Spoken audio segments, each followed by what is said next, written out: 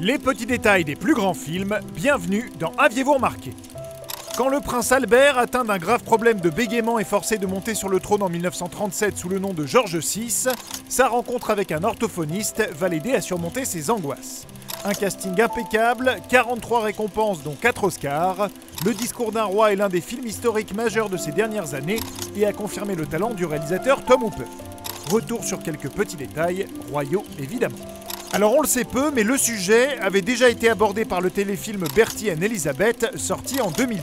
Mais le discours d'un roi a bénéficié de l'aide de Mark Logg, petit-fils du véritable Lionel Logg, interprété par Geoffrey Rush dans le film.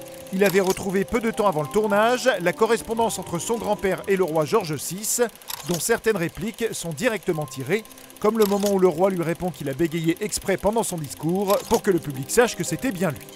Et en parlant du fameux discours qui donne son titre au film, il s'agit bien mot pour mot du discours historique, mais dans une version raccourcie d'un tiers, puisqu'elle ne fait que 269 mots contre 407 dans la réalité. Le scénariste David Sedler était lui-même bègue étant enfant et a entendu ce discours à la radio. Il a plus tard écrit à la reine-mère Elisabeth, veuve de George VI, pour lui demander l'autorisation d'écrire cette histoire. Elle lui a donné, mais lui a demandé d'attendre sa mort pour en faire un film. Il a donc attendu et à 73 ans, il est devenu la personne la plus âgée à recevoir l'Oscar du meilleur scénario. Quant à Colin Firth, il a reçu l'Oscar du meilleur acteur pour sa performance en 2010. En 2011, il a présenté l'Oscar de la meilleure actrice à Meryl Streep pour son rôle de Margaret Thatcher dans La Dame de Fer. Et l'année suivante, elle a présenté l'Oscar à Daniel Day-Lewis pour son rôle éponyme dans Lincoln. Résultat, en 3 ans, l'Oscar est passé du roi d'Angleterre à la première ministre et au président des États-Unis. Plutôt marrant. Pour préparer son rôle, Colin Firth a fait appel à sa sœur Katie Firth, une actrice devenue coach vocal, également comme Lionel Logg dans le film.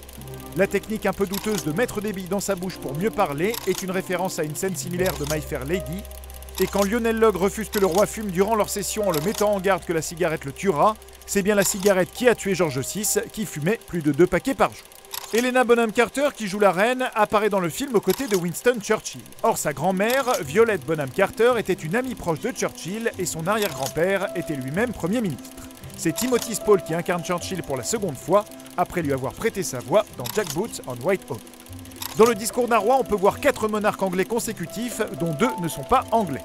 George V est joué par l'Irlandais Michael Gambon, Édouard VIII par l'Australien Guy Pearce, George V et Elizabeth II sont joués par les Anglais Colin Firth et Freya Wilson. Dans ce grand jeu des nationalités, nous avons aussi l'anglaise Eve Best dans le rôle de l'américaine Wallis Simpson et l'américaine Jennifer Hill qui joue Myrtle Logal, une australienne. Notons que Michael Gambon avait déjà joué le propre père de son personnage, le roi Édouard VII, dans The Lost Prince.